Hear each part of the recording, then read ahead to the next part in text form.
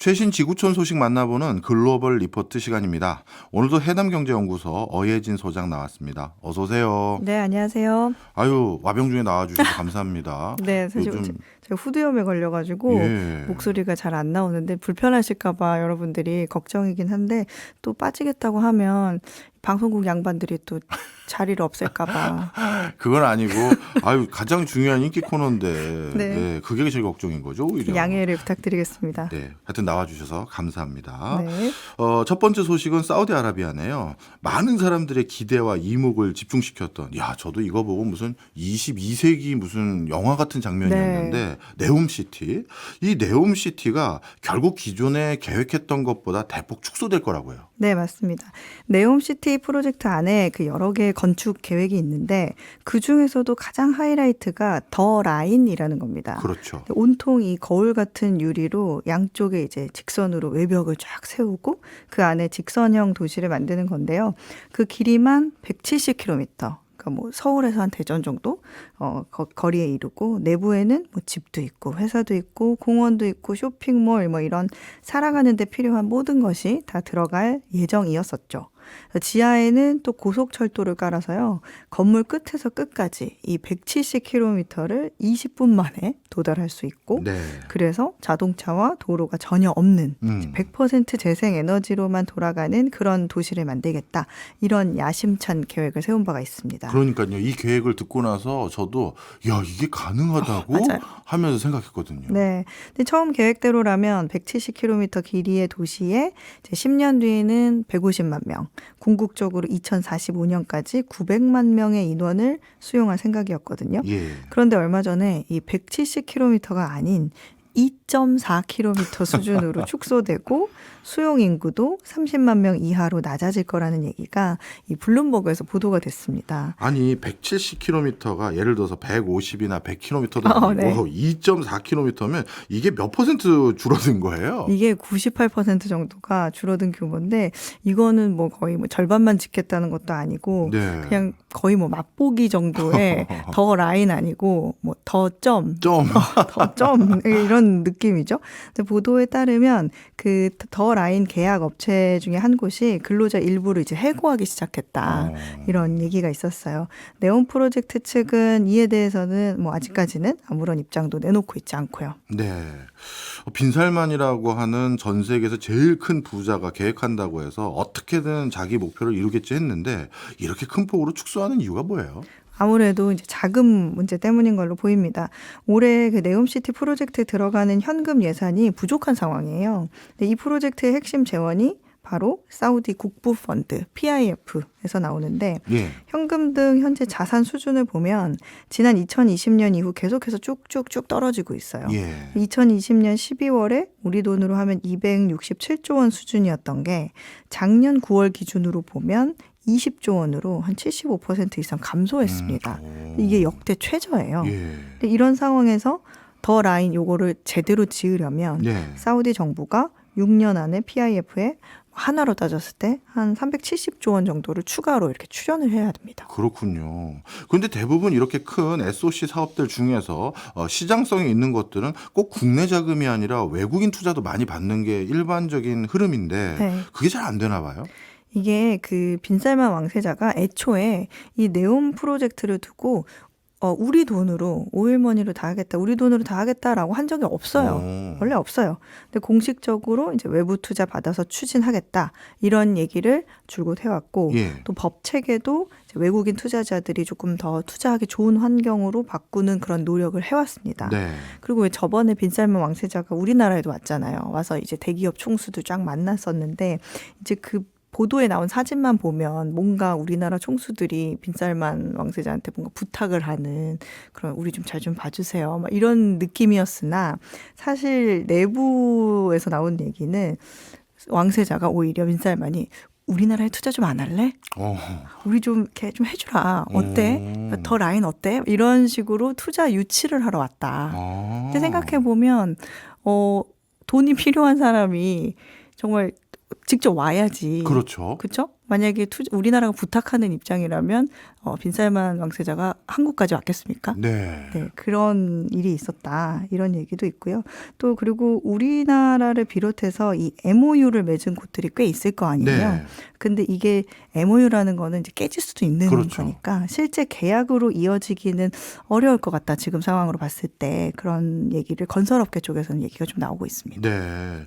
야, 이게 제 선입견하고는 완전 다르네요. 사우디는 오일머니 많아서 돈이 넘쳐나는 곳이고 특히 탈석유 기조가 높아지면서 석유 다음 걸 대비하기 위해서 엄청난 투자를 그 오일머니로 할 거다. 이렇게 생각을 했는데 돈이 없나 봐요. 네, 없어요.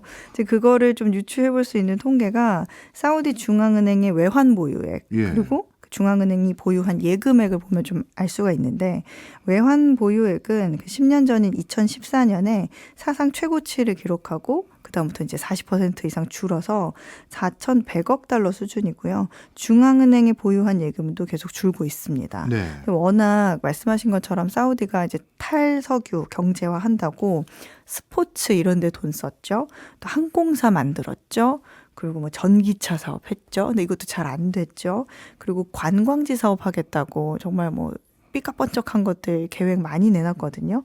그러면서 거기에 돈을 이렇게 다 쓰다가 여기에다가 채권 발행까지 해서 자금을 조달하는 상황이라고 합니다. 예. 그래서 석유로 번 수입을 이제 중앙은행 금고에 이제 차곡차곡 예치할 여력이 없지 않았나 이렇게 보여지고요. 게다가 사우디가 올해 재정 적자예요. 작년 말에 210억 달러의 재정 적자를 예상하는 2024년 예산을 사우디 정부가 승인을 했거든요. 네. 210억 달러면 GDP 대비해서 재정 적자 비율이 한 2% 수준이에요. 근데 뭐 미국 같은 경우에는 한 5, 6% 되고 뭐 우리나라도 한 3% 수준이니까 이보다는 낮기는 한데 원래 2025년까지 사우디는 재정 흑자를 기록할 거라는 예상이 있었어요. 예.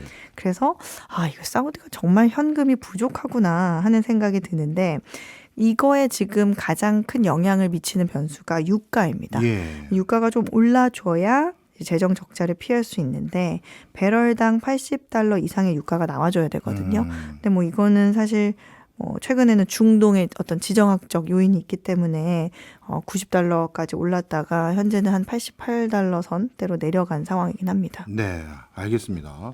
야, 사우디가 우리가 생각한 거랑 많이 다른 면모가 있는 나라였네요. 자, 이번에는 인도 얘기 좀 해보겠습니다. 인도가 드디어 19일부터 총선이 시작되나 봐요. 네. 근데 인도의 선거는 진짜 뭐라 할까요? 지구 역사상 최대 네. 민주주의 축제인데 네. 유권자만 한 10억 명 되는 거죠? 맞습니다. 인도 말로는 록사바라고 하는데요. 예. 이 543석의 하원 의원을 뽑는 선거입니다. 이 선거에서 과반수를 획득한 정당에서 총리가 나오고 그 당이 집권 정부를 구성하게 되죠. 예. 인도 인구가 14억 명이 넘는데 이 중에 투표권이 있는 사람이 약 9억 6,900만 명 정도 됩니다. 10억에 가까운데 이게 얼마나 많은 숫자인지 좀 체감이 잘 안 되실 것 같아서 비교를 하면 미국과 캐나다를 합친 북미 전체 네. 그리고 유럽연합의 인구를 합친 것보다 많습니다. 근데 이 참. 많은 유권자들을 사로잡기 위해서 이제 인도 정당들이 뭐 깃발도 만들고 배지 같은 선거용품에 지출하는 비용만 우리 돈으로 5천억 원이 넘는데요. 야, 여기는 선거 있는 해는 GDP 올라가네요. 네, 그래서 선거용품 제조, 판매를 비롯해서 이번 선거가 창출하는 일자리만 최대 1,000만 개라고 합니다. 야. 대단하죠? 예. 이번 선거에 마련되는 투표소가 100만 개가 넘어요. 투표소 100만 개요. 투표소가 100만 개가 넘어요. 근데 아시다시피 인도는 땅덩이가 넓어서 이 투표소를 설치하기 위해서는 고도가 굉장히 높은 뭐 히말라야 산맥 근처까지 가야 되기도 네. 하고 굉장히 습한 야생 정글에도 가야 되고 뭐 외딴 사막도 지나야 하는 곳도 있고요. 뭐 호수를 건너가야 하는 곳도 있습니다. 그리고 그렇다 보니까 이제 자동차뿐만 아니라 보트를 타고 가야 되거나 뭐 낙타를 타고 가야 되거나 도로가 없어서 예. 뭐 기차나 헬리콥터 등을 이용해서 투표소를 설치하거든요. 근데 이번에 인도에서 가장 높이 있는 투표소가 고도가 4,600m가 넘는 곳에 네. 설치됐다고 하고요. 그다음에 북동부의 외진 한 마을에는 단 한 명의 유권자를 위해서 설치된 투표소도 있다 그래요. 야, 인도 이런 건 참 멋있어요. 네. 그래서 인도의 선거는 우리나라처럼 단 하루 만에 끝나지가 않고요. 네. 4월 19일 금요일에 시작해서 6월 1일까지 44일간 계속됩니다. 그러니까 투표하는 날이 네. 한 달이 넘네요. 네, 그렇죠. 이야. 이게 인도 역사상으로 따졌을 때 네. 두 번째로 긴 투표고요. 그다음에 결과는 그래서 6월 4일에 발표가 됩니다. 아, 투표하는 기간은 근 44일인데 네. 결과는 순식간에 집계 되는군요. 네, 그렇습니다. 역시 IT 강국이긴 하네요. 맞습니다. 그런데 IT 강국이면 그냥 전자투표하면 되는 거 아니에요? 맞아요. 전자투표 합니다. 예. 모두 전자투표로 실시가 되는데 인도가 28개 주거든요. 예. 근데 100만 개의 투표소가 마련됐으니까 유권자들은 투표소가 멀어봐야 최대 2km 거리예요. 그리고 각 투표소마다 1,500명씩까지만 투표를 하게 됩니다. 아. 여기까지만 받아요. 네. 인원 제한을 두는 이유는 이제 전자투표기 때문인데 인도는 유권자가 너무 많으니까 이걸 일일이 수기 개표할 수가 없잖아요. 네. 그래서 전자투표를 합니다. 그런데 우리가 전자투표한다 이렇게 생각하면 제일 먼저 조작 걱정하죠. 그죠, 맞아요. 부정행위 있는 네. 거 아니야? 그런 생각이 들죠. 그래서 투표기기가 부정행위를 막기 위해서 인터넷 연결 안 되고요. 아. 그다음에 전기 플러그 안 되고요. 그럼 뭘로 가동해요? 건전지로. 건전지요? 건전지로 가동이 됩니다. 투표는 이 기다란 판이 있는데 거기에 정당과 후보 이름이 적혀 있고요. 인도가 좀 특이한 게 문맹률이 높다 보니까 이 정당 이름 옆에 정당을 상징하는 그림이 그려져 있어요. 그래서 모디의 그 BJP 같은 경우는 연꽃 모양이고 네. 그 밖에 손바닥 모양, 사자 모양 이런 등등이 있습니다. 이런 정당과 후보 표시 옆에는 또 그 버튼이 있는데 이 내가 찍으려는 후보 옆에 이제 버튼을 딱 누르면 빨간불이 들어오고 시스템에 저장이 되는 거예요. 그리고 그 작은 화면에 당신이 찍은 사람이 이 사람이 맞는지 한 7초 정도 화면으로 보여줘요. 네. 그다음에 종이로 인쇄가 돼서 기계 안에 별도로 쌓여요. 예. 근데 이게 만약에 전자투표 데이터 기록이 이렇게 뽑아서 인식이 안 되거나 예. 뭐 오류가 나거나 이럴 네. 수도 있잖아요. 아, 그걸 대비하는 거군요. 그걸 대비해서 종이로 수기 개표할 수 있게 이렇게 하는 거예요. 예. 이렇게 투표를 마친 사람은 왼손 두 번째 손가락에 보라색 잉크가 묻어 있어요. 예. 나 투표한 사람이야 라는 표시거든요. 그래서 선거일에 그 외신 사진들 보면 그 모디 총리를 비롯해서 사람들 손가락에 보라색 잉크가 이렇게 묻어 있는 걸 볼 수가 있어요. 네, 그렇군요.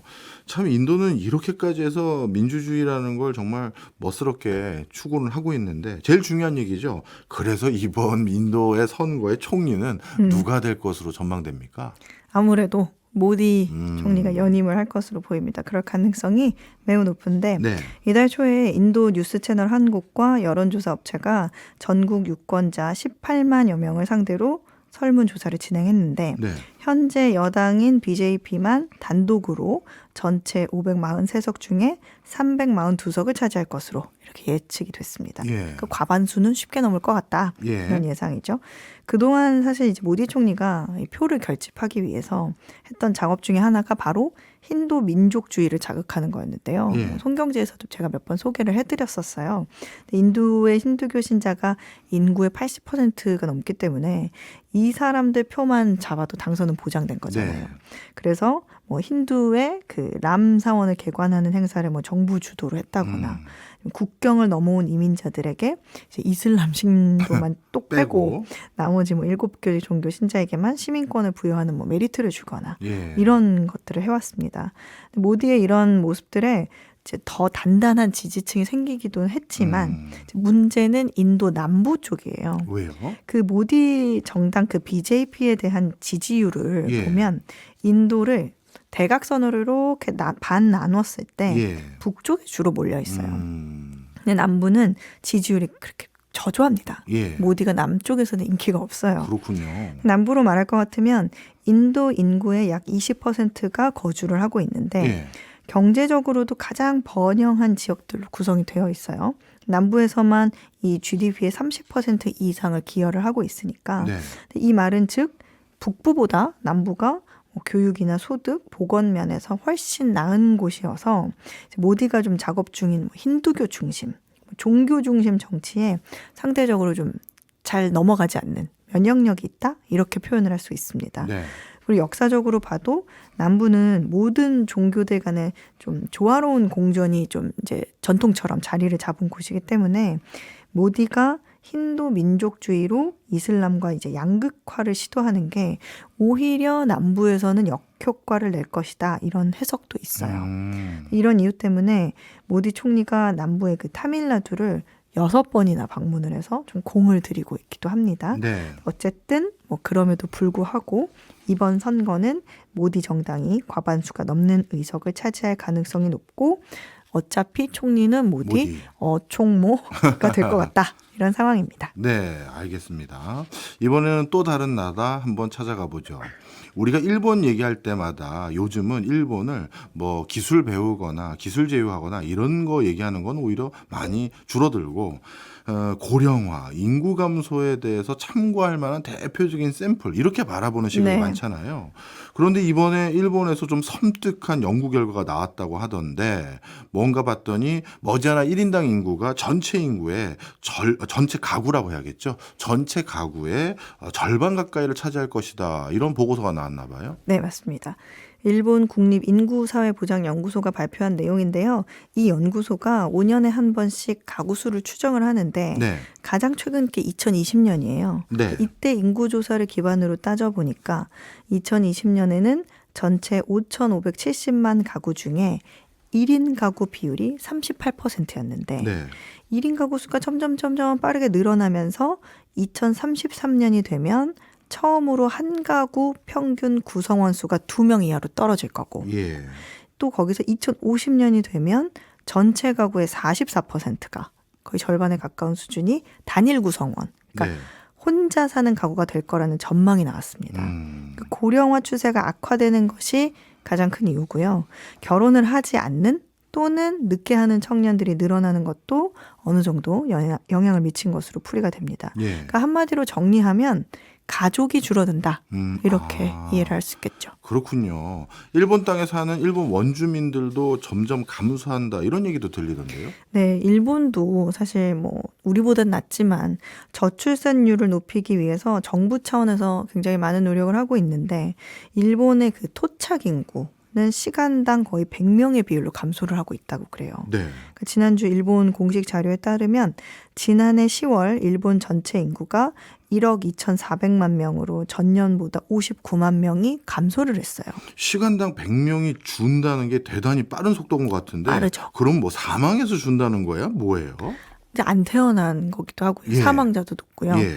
그리고 이거를 비교할 때 참고가 될 만한 게 예. 이주 노동자, 뭐 해외 유학생, 외국인 영주권자들은 꾸준히 증가를 하고 있거든요. 네. 그걸 감안하면 토착 일본인의 감소 추세가 더 명확해지죠.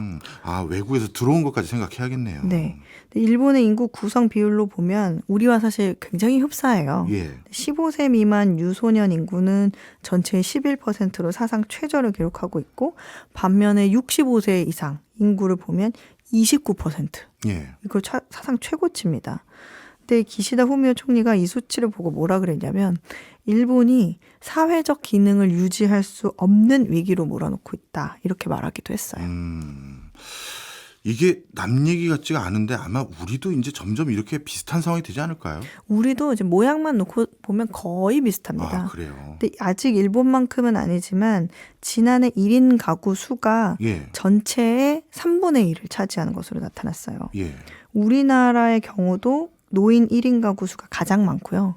나머지는 이제 나 혼자 산다이거나 아니면은 아이가 없는 딩크족의 형태의 가구가 늘고 있는 것이 가장 큰 원인입니다. 네. 그나마 이제 인구 구성으로 보면 노인 인구가 아까 일본은 29%라고 했잖아요. 우리는 전체의 19% 정도로 적지만 뭐 15세 미만 유소년 인구는 일본이 11%였는데 우리는 한 10% 일본보다 어린아이들이 더 적죠. 그렇군요. 네. 알겠습니다. 앞으로 일본도 가끔 이제 어떻게 변화되는지 좀 많이 소개해 주세요. 네. 우리에게 참고가 될 것 같습니다. 네. 자, 마지막으로 제가 가장 놀라웠던 소식입니다. 네. 영국이 담배 구매를 아예 금지하는 법안을 내놨다. 그래서 국가에서 금연을 아예 강제를 하겠다. 야, 이거 초강수예요. 네. 이제 장기적인 목표는 흡연 없는 세대를 만들겠다. 예. 이런 건데 단계적으로 담배 판매를 제한하려는 방침입니다.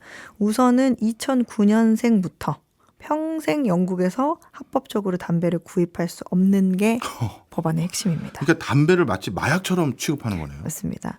의회에서 이미 이제 1차 관문을 통과한 상황이에요. 이제 네. 시행이 되는 건 아직 아니고요. 네. 근데 전자담배는 판매 금지 대상에서 제외가 됐는데 전자담배의 일회용 흡입기와 청소년이 좋아할 만한 향이나 포장, 판매 방식을 사용하는 것은 금지한다 이런 내용이 들어갔습니다. 이 법안이 만약에 최종 통과돼서 시행이 된다면 영국은 이제 세계에서 가장 강력한 금연 정책을 펼치는 국가가 될 전망인데요. 네. 이 리시 수낙 정부가 이번 법 제정으로 비흡연 세대를 만들면 이 금세기 말까지 심장 질환과 폐암 등 4만 7천 건을 예방할 수 있을 거다. 이렇게 보고 있는데 네. 중독에는 자유가 없다. 이렇게 얘기를 하면서 다음 세대를 보호하는 게 우리의 책무다 이런 주장을 하고 있습니다. 예.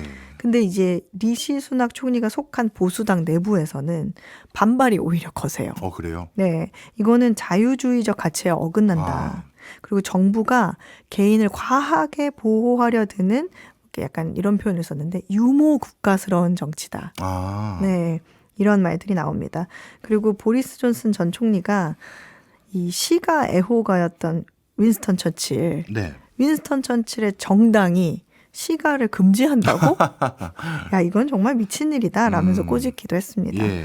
근데 그간 금연 정책은요, 뭐 영국뿐 아니라 멕시코, 포르투갈, 캐나다 등에서도 도입이 되어 왔는데 예.